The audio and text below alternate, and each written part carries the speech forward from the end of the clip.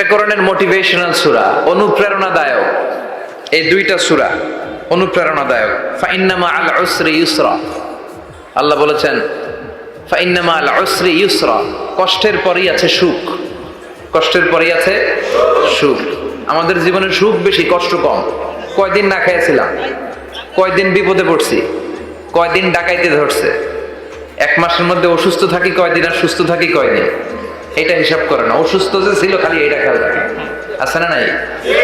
তার মানে ইন্না মাআল উসরি ইউসরা, দুঃখের পরে আছে সুখ, মোটিভেশন।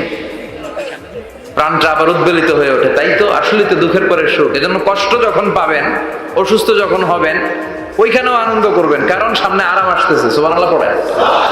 মুমিনের হারাবার কিছু নাই, দুঃখ পাওয়ার কিছু নাই। মুমিন অসুস্থ হলে অসুস্থতার মাধ্যমে তার রোগের মাধ্যমে তার গুনাহ ঝরে যায়।